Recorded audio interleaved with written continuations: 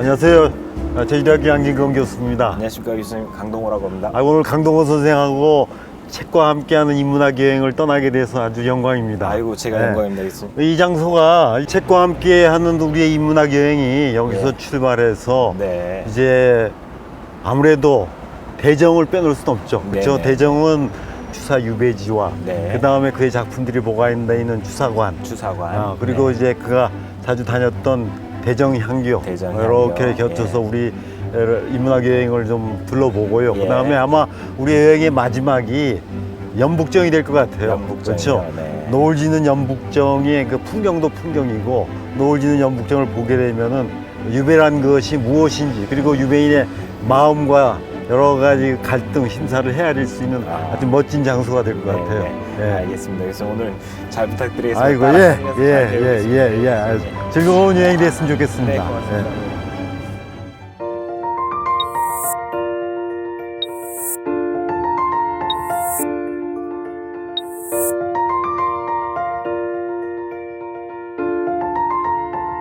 네, 교수님 여기 보니까 관덕정이라고 써져 있는 것 같습니다. 교수님, 이 관덕정도 유배하고 관련이 있습니까? 아, 그렇죠. 이 관덕정이 제주도 유배의 역사 가운데 독특한, 그리고 재미있는, 그리고 의미 있는 위치를 차지하는데요. 네. 조선의 제주도 유배인 가운데 굉장히 많은 사람들이 유배했지만은 임금이 제주도 유배해 온 거는 잘 모르시더라고요. 네. 근데 조선 15대 임금이었던 광해군이 제주도에서 한 4년 동안 유배 생활을 했고 또 제주도에서 죽었거든요.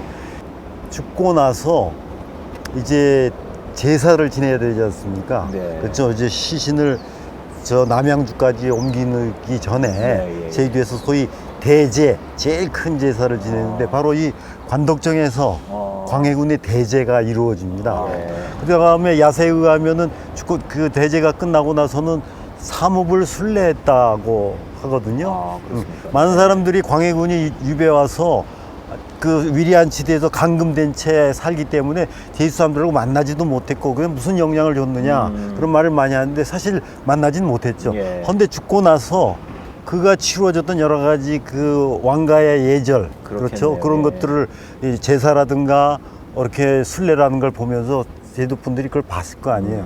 그러면서 이 광해군 덕분에 이런 새로운 어떤 문화에 대한 예. 접촉을 하게 되고. 오늘 뭐 추사 얘기 듣기 전에 이 관덕정에서 또 다른 유배인 얘기를 들으니까 또 재밌는 그렇죠. 이제 여기까지 왔으니까 우리가 목관화를 안 가볼 수 없죠. 예, 목관화. 여기서 이제 둘러보고 예. 또 이제 유배와 관련된 얘기를 좀 하고 예. 우리 이제 다음 행선지인 대정으로 갑시다. 예. 네, 고맙습니다. 예. 교수님. 예. 그럼 목관화 한번 보시죠, 예, 교수님. 예, 예.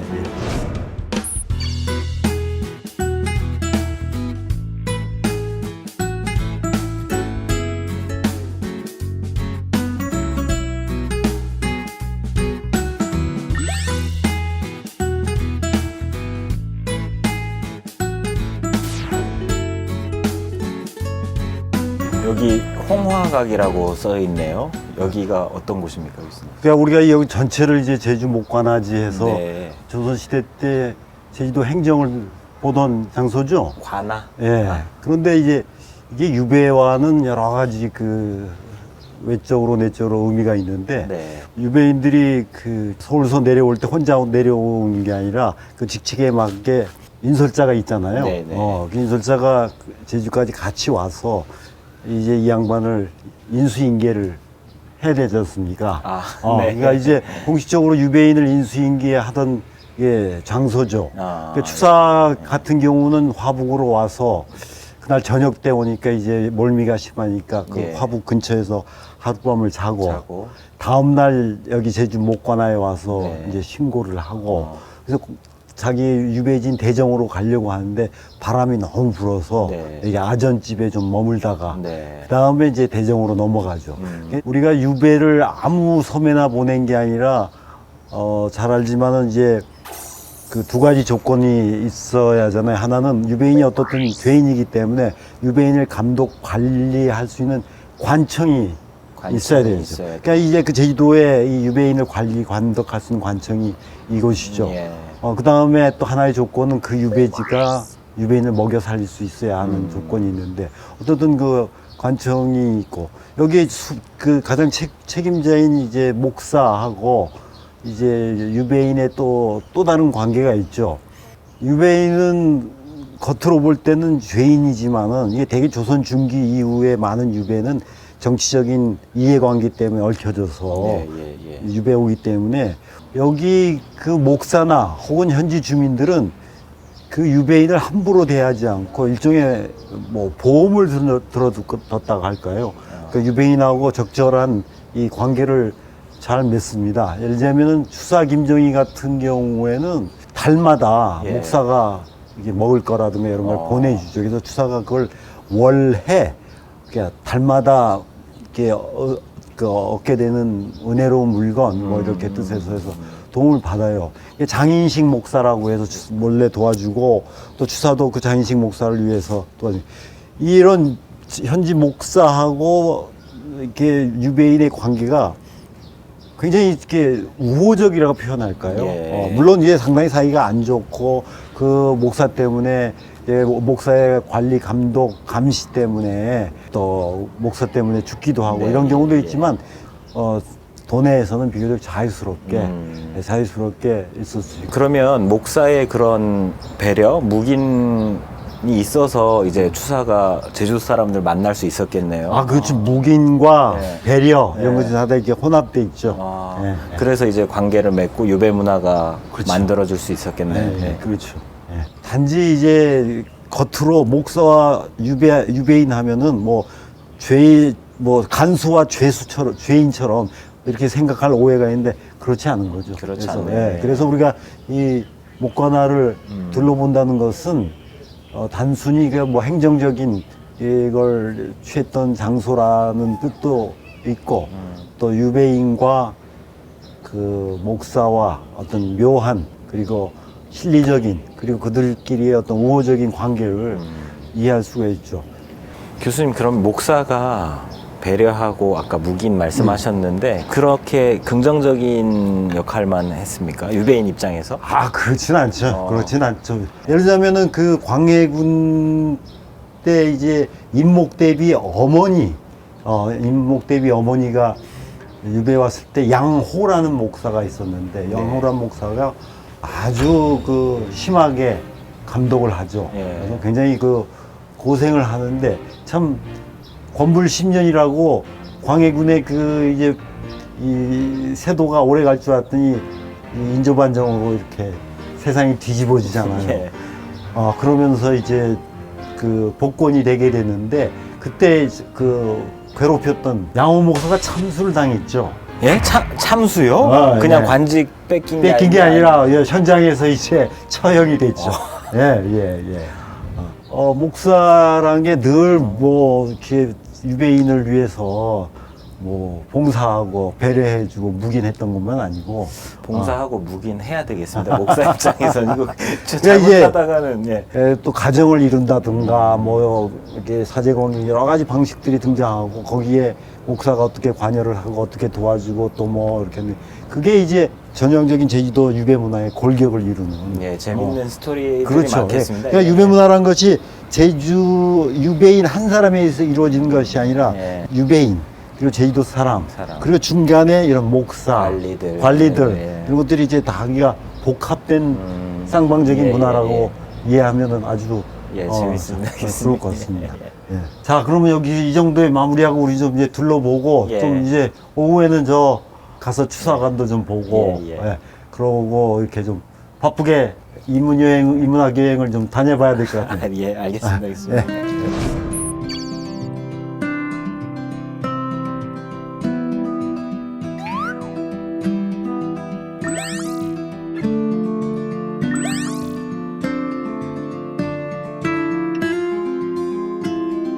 여기가 어디입니까, 교수님? 여기가 이제 추사가 1840년에 제주도에 유배를 오게 돼서 이제 이 강기석이라고 당시 이제 대정에서 이 동네에서는 굉장히 부유한 집안 어른이었죠. 그 강기석 집에서 유배 생활하는데 그 강기석의 집을 이제 재현한 그러니까 추사 유배지죠. 추사 유배지.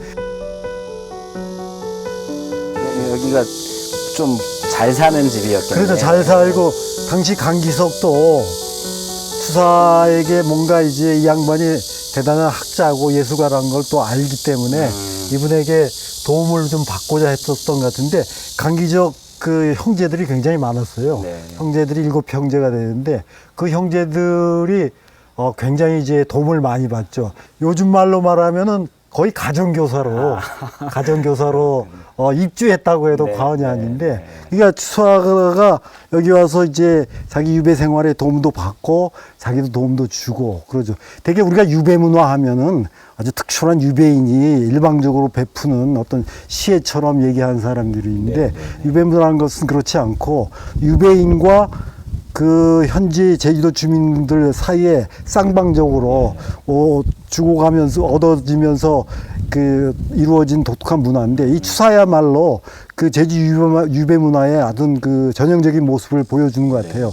추사도 도움받고 또 추사도 도움을 주고 그 여기 형제들만 도움을 준 게 아니라 그러다 보니까 지역에 찾아오는 젊은이들이라든가 혹은 서울서 그동안에 이제 키웠던 제자들이 오면서 자연스럽게 교학 문화가 이루어지는데 이 추사가 형성시켜 놓은 요 독특한 교학 문화가 전형적인 제주도 유배 문화의 아주 그 특징이라 그럴 거예요. 그것이 이루어진 장소라고 이해해도 좋을 것 같아요. 교수님, 그 추사가 1840년에 제주도로 유배 왔다고 하셨잖아요. 왜 유배를 오게 됐습니까, 교수님? 글쎄 이제 당시 이제 그 당시가 이제 세도 정치가 이제 우리가 펼쳐지던 시기인데 소위 말해서 이제 안동 김씨가 세력을 이제 확장하기 위해서 특히 기존의 그 구세력이었던 경주 김씨 문파를 이렇게 제거하는데 그 추사 집안이 경주 김씨의 아주 그 세도 집안이었잖아요. 세도 정치의 맥락에서 안동 김씨의 어떤 정치적인 이런 맥락 때문에 거의 추사는 억울하게 그렇죠 무고로 이제 제주도에 유배를 오게 되고 그러면서 이 경주 김씨가 이제 몰락하죠. 하면서 이제 소위 안동 김씨와 풍양조 씨가 세력을 얻게 되고 당시 독특한 그 세도 정치의 이 알력 때문에 거의 죽을 위기에 또 친구들이 평소 이제 가까이 했던 친구들이 그나마 이제 살려줘서 제주도에 이제 유배를 오게 되는데 추사 헌정 임금이 우리가 보기에는 빨리 추사를 이렇게 해배시킬 것 같았고 또 추사 본인도 빨리 해배가 되리라 믿었는데 이외로 이게 길어져 가고요. 거의 늙은 나이에 이제 유배지에서 전전하는 비참한 생활을 한 것 같지만은 우리가 이제 놀라운 이야기가 추사를 기억하고 추사를 우리 알게 되는 가장 결정적인 것이 제주 유배잖아요. 제주 유배 덕분에 추사가 새로 탄생하는데 바로 이제 유흥준 선생이 여러 가지 책에서 완당평전이라든가 추사평전 여러 가지 책에서 특히 강조한 것이 제주 유배가 아니었다면은 추사 김정희는 이제 태어날 수 없었다고 할 정도로 그러니까 제주 유배야말로 추사의 가장 결정적인 어떤 동력이었다고 얘기를 하죠.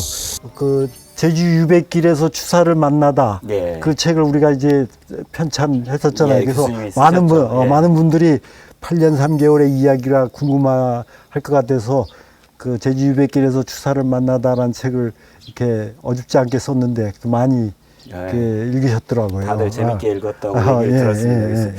그래서 이걸 우리가 좀 더 알려면은 이 장소와 함께 추사관을 가서 추사가 이게 이룩한 여러 가지 성과들을 업적들을 함께 보면 아주 의미가 있겠죠. 알겠습니다. 한번 거기 가보죠. 알겠습니다.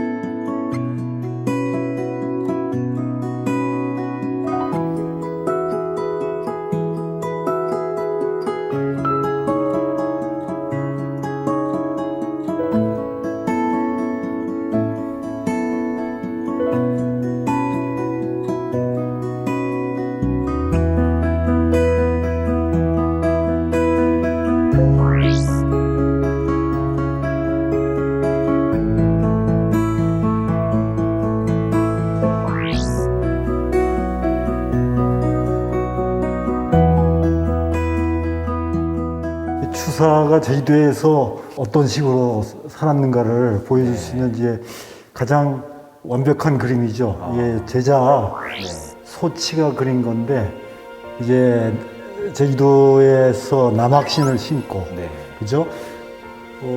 제주도 특유의 그 정동벌립이라는 모자를 이게 쓰고 추사가 제주도에서 어떻게 지냈는가를 추측할 수 있는 가장 완벽한 그림인 것 같아요. 그림을 보면서 여러 사람들이 해석을 하는데 이 추사가 이제 그 오른손이 단전에가 있잖아요. 네.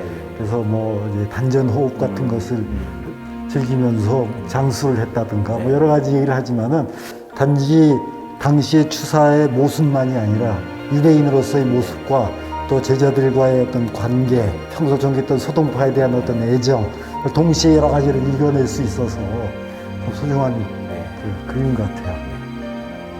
여러 작품들이 있지만 요거는 이제 추사가 그 제일 좋아했던 꽃 중에 하나가 이제 수선화잖아요. 수선화. 네, 제주도에서 그 귀한 수선화가 말과 소의 먹이가 되는 걸 보면서 꼭 자기 처지하고 비슷하다 그래서 수선화에 대해서 애틋한 애정을 갖고 있죠. 그렇군요. 교수님 아까 말씀해 주셨던 세안도가 여기 있는 것 세안도, 같습니다. 네.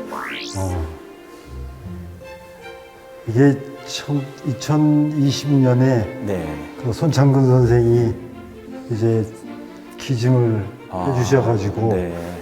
175년 만에 이제 국립제주박물관에서 원본이 왔었죠.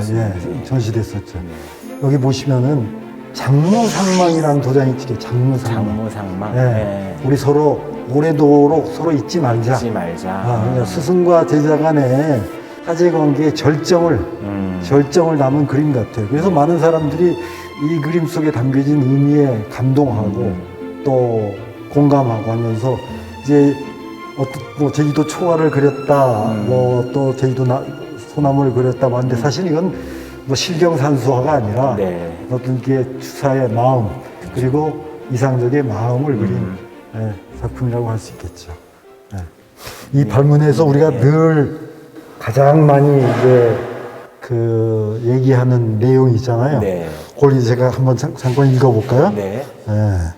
여기 보면은 이제 공자가 이르기를 날씨가 추워진 뒤에야 소나무와 잣나무가 늦게 시드는 것을 안다고 하였네. 사시사철 내내 시들지 않는 것이라서 날씨가 추워지기 전에도 한결같이 푸른 소나무와 잣나무요 날씨가 추워진 뒤에도 한결같이 푸른 소나무와 잣나무이지만 성인은 특별히 날씨가 추워진 뒤에 이를 일컬었네 해서 이제 이 세안도가 그려진 연유를 이렇게 밝히죠. 그래서 이걸 보고 이제 제자가 하도 감동을 받아서 뭐라고 하냐면은 세안도 한 폭을 엎드려 읽으니 저도 모르게 눈물이 쏟아집니다. 어찌 그다지도 과분한 칭찬을 해주셨는지 감기가 실로 절실합니다. 그렇죠? 제가 어떤 사람이기에 권세와 이익을 좇지 않고 도도한 세상 풍조 속에서 스스로 초연히 벗어나겠습니까? 나도 별 볼 일 없는 근데 이렇게 선생님께서 자기를 알아줘서 너무 감사드리고 해서 그래서 이제 눈물을 흘리는 거죠. 그럼 복잡한 이야기를 요 그림 건조한 그림 속에 다 담아내서 더욱 사람들에게 감동을 주는 거죠.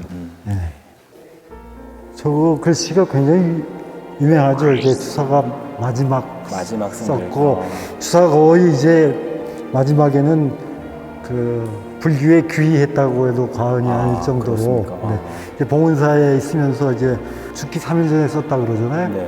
그래서 그 추사의 어떤 마지막 작품이기도 하고 그 글씨가 어린애 같은 치기도 있다고 하고 하는데 추사하가 이 불교에 굉장히 많이 이제 접근을 하잖아요. 그런 것들이 이제 많이 반영돼 있는 것 같아요. 이 집도 그죠? 이 집도 처음에는 이렇게 이 추사가을 지으니까 사람들이 뭐 이게 이렇게 지었냐 했는데 이제 추사 세안도를 알고 이해하면서 이 집의 의미를 이제 알게 됐죠. 그래서 세안도를 보시면은 이 집에 집을 그 세안도와 상당히 이제 닮게 만들었다는 것을 그 뜻을 알고 추사의 그 노년의 유배지에서의 어떤 적막하면서도 어떤 그 의지적인 삶을 잘 표현한 또 이렇게 작품이기도 한 것 같아요. 예. 그런 의미에서 이렇게 예. 돼 있군요. 예. 그렇지. 잘 들었습니다, 교수님. 고맙습니다. 예.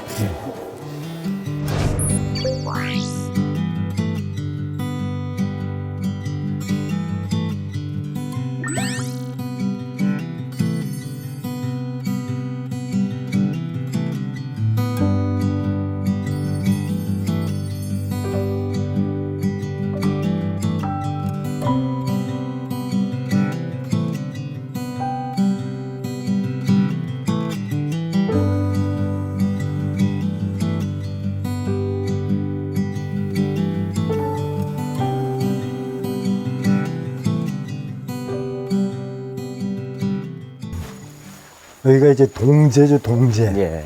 기숙사격이라고 이해하면 딱 좋은데 네. 추사 김정희 선생이 여기다가 이제 의문당이라는 대정향교의 성격을 네. 규정해주는 글이라고 해도 과언이 아닌데 이게 공부하는 사람으로서의 가장 기본 자세가 뭐냐, 그리고 이제 이 책을 읽는 사람의 기본 자세가 뭐냐, 예.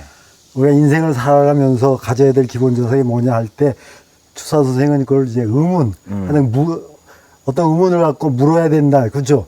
우리 근대 철학의 아버지라고 하는 데카르트가 나는 생각한다, 고로 나는 존재한다 그랬잖아요. 그러니까 추사의 이 말을 따르자면 나는 묻는다, 나는 의문한다, 네. 고로 나는 존재한다. 네. 모든 문제에 대해서 묻고 의문을 갖고 가지라는데, 이제 독서하는 사람들의 기본 자세도 세상에 대한 어떤 물음, 세상에 대한 어떤 이렇게 호기심, 이게 다 그게 기본 자세잖아요. 그러니까 이 추사 선생이 얘기한 거하고 아주 어울리고, 특히나 추사가 이런 그 글을 우리 제주도 사람들에게 줬다는 것은 여러 가지가 의미가 있는 것 같아. 이건 내 해석인데, 갇혀있는 곳에서 예. 너무 모든 세상을 당연시 여기지 말고 예. 또 세상이 넓기도 하고 예. 또 그 너머에 다른 그 무엇이 있기 때문에 늘 그거에 대해서 관심을 가져라는 뜻에서 아마 다른 많은 이게 이름이 있을 텐데 의문당이라고 하지 않았나. 네. 그렇죠. 교수님, 추사가 대정향교를 좀 왔다 갔다 했나요? 그렇죠. 이제 추사가 이 의문당이라는 현판을 써주었던 이 계기가 여기 이제 멀지 않은 곳에서 유배 생활도 했고, 예. 자기 멀지 않은 곳에 향교가 있다는 것도 대단히 반가운 일이죠. 그리고 예. 또 여기 유생들이라든가 관계도 가졌고, 예. 유생들이 학문을 할 때 가져야 될 자세, 그런 뜻에서 이런 걸 써줬는데, 저는 상당히 이제 그냥 써준 게 아니라 권고하는 뜻에서 너희들은 이렇게 살아야 된다. 네, 네. 그러니까 세상에 대해서 의문을 갖고, 세상에 대해서 호기심을 갖고, 세상에 대해서 자꾸 질문하고 이렇게 살아야 된다는 것은 한편으로 권하기도 하고 한편으로는 그러지 못한 우리에 대해서 질타하는 뜻도 있고 그런 것 같아요. 그래서 이런 큰 학자가 단순히 글씨를 써줬다, 이게 의미도 있지만 그 넘어서에 왜 하필 이렇게 의문이라는 단어를 우리에게 던져줬을까. 그리고 그런 걸 생각해 보면 좀 더 여러 가지 재미가 있고 의미가 있는 것 같아요. 정말 생각하게 하는 글귀인 것 같습니다. 그 교수님, 저도 이제 유배 좀 얕은 지식이지만 제주도에 온 유배인들이 많은 제자들을 가르쳤다라고 알고 있는데, 그런데 이제 동계정원 같은 경우는 10년 있으면서 그 실제로 제자 가르친 기록 이름이 나오거나 하는 경우는 좀 드물었잖아요. 그렇죠. 근데 추사 선생님 같은 경우는 우리가 알 수 있는 실명이 등장하는 제자들이 있습니까? 추사 선생님은 실명이 등장하는 사람이 많죠. 특히 이제 매개 이한우라는 제주도의 젊은 24살의 이 청년이 추사를 찾아와서 이렇게 그 추사 밑에서 공부를 하고 후일 제주도 조선 후기의 제주도의 학문을 또 교육을 진흥시키는데 큰 역할을 했잖아요. 그래서 그건 뚜렷한 족적을 가진 그 제자들 이한우만이 아니라 여러 제자들이 있죠. 네. 그리고 서둘러서 이 양반들이 다 이제 추사와의 관계 맺음을 굉장히 자랑스러워했고 그래서 조선 후기에 제주도의 이 변방의 제주도의 학문과 예술, 다른 사람들은 무슨 그런 변방의 학문이 있고 예술이 있겠냐 할지 모르지만은 그나마 이 동네에서도 이런 것들이 가능할 수 있었던 것은 덕분에 유배라는 것 덕분에 추사가 내도했고 그 덕분에 이제 이런 큰 자극과 그런 상호작용이 있었죠. 그러니까 사실은 이런 추사 같은 사람이 유배가 아니었다면 이런 일이 가능하지 않았을 텐데 그렇죠. 우리 이제 제주도 입장에서는 유배가 교육에 혹은 독서에 혹은 여러 가지 문화에 이제 그 원동력이 되고 자극이 됐던 건 분명하죠. 그렇네요. 그래서 좀 힘들긴 하지만 정말 유배 아니면 추사 같은 분이 올 이도 없고 리그가 없고 올 수도 없고 올 수도 없고 네. 그런 상황에서는 참 의미가 있는 것 같습니다. 예, 그리고 또 유배 왔어도 제주도 사람들하고 만나지 않고 혼자 뭐 이렇게 머무는 사람도 있거든요. 거의 사람들하고 만나지 않고. 근데 추사는 원래 성격상 그렇게 제주도 사람들하고 만나지 않을 것 같은데 오히려 제주도 사람들도 특히 제주 학인들을 많이 만나고 자극을 주고 참 이렇게 서로가 은혜로운 시간이었죠. 은혜로운 시간. 본인이 이제 뭐 제주도 여자하고 집안을 이루어서 가정 생활을 했어도 그만큼만 영향력이 없을 텐데 오로지 이제 혼자 있으면서 제주도 제자들 그리고 서울에서나 육지에서 넘어온 제자들 그런 제자들과 이렇게 시간을 보내는 거를 한 8년 3개월을 했으니까 그렇죠. 이 동네에 어마어마한 자극이고 그 기본 자세가 바로 이 의문인 것 같아요. 네. 정말 의미 있는 장소인 것 같습니다. 예.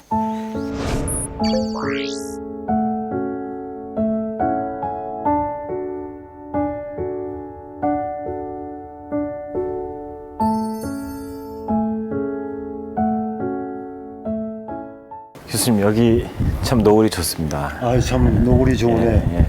연북정이잖아요. 예. 연북정. 이 연북이란 건 임금을 그리워한다는 뜻이에요. 쉽게 말하면. 그래서 참 이게 죽음의 땅, 그다음에 외로움의 땅, 그다음에 비운의 땅에 도착해서 이제 잘 도착했습니다. 부디 나를 잊지 말고 빨리 좀 돌아가게 해주십시오 하는 이 착잡한 유배인의 그 마음이 오늘 이 날씨와 함께 잘 이렇게 볼 수 있는 것 같아요. 그런 것 같습니다, 교수님.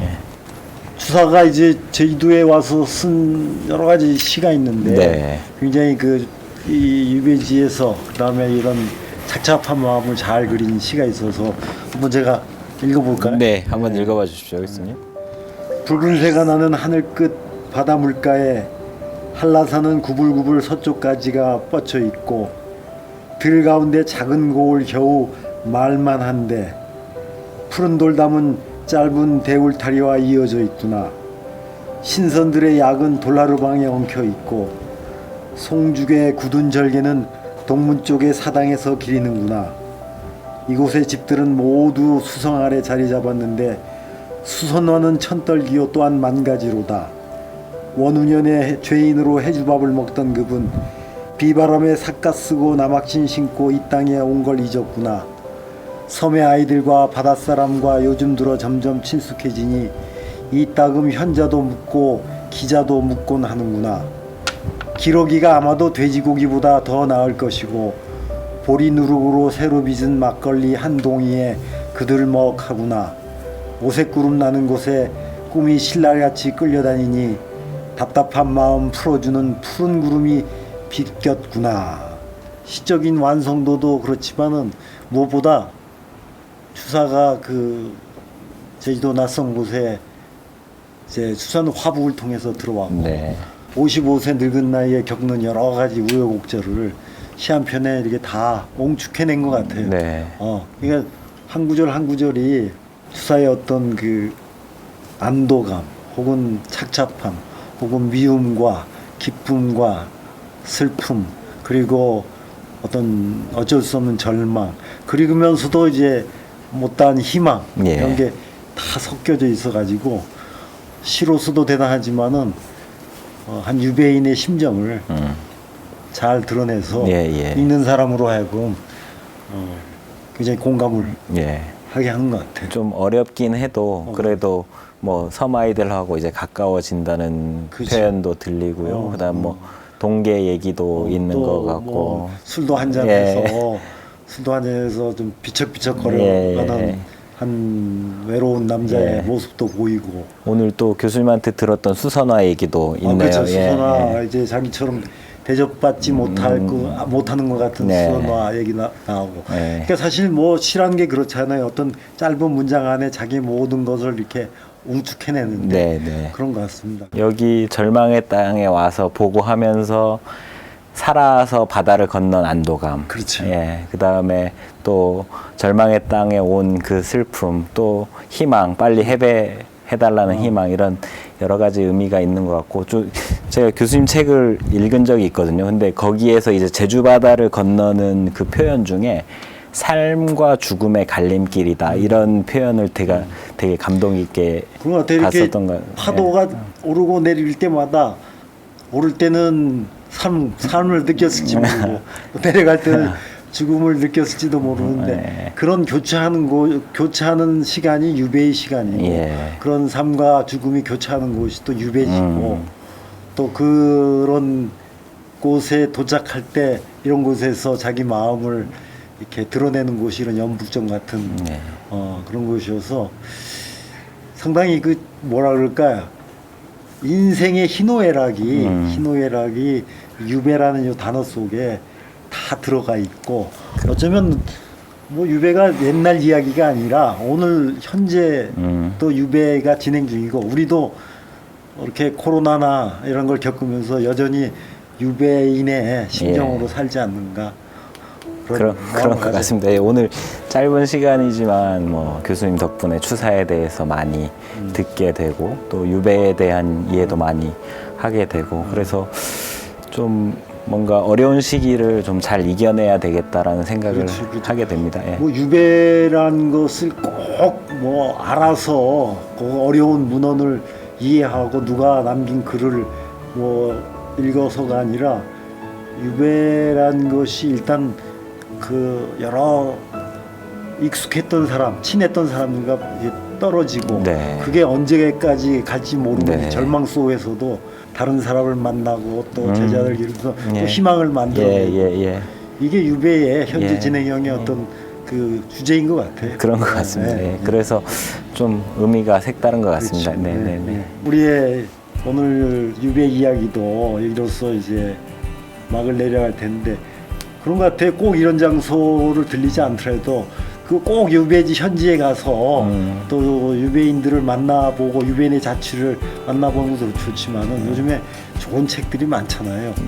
유배 관련 책도 되게 많죠, 교수님. 예. 요즘에 또 새로운 필자들이 또 새로운 시선으로 유배 이야기를 예. 또 우리 실정에 맞게 예. 또 새로 이렇게 하는 신선한 글들이 많더라고요. 네. 그런 걸 보면서 새로운 유배 여행을 떠나보내는 것도 새로운 유배 여행. 예. 아주 좋을 것 같아요. 네. 자, 그래서 오늘 우리 이 노을과 함께 우리 이야기도 막을 내리는 게 네. 좋을 것 알겠습니다. 같네요. 예.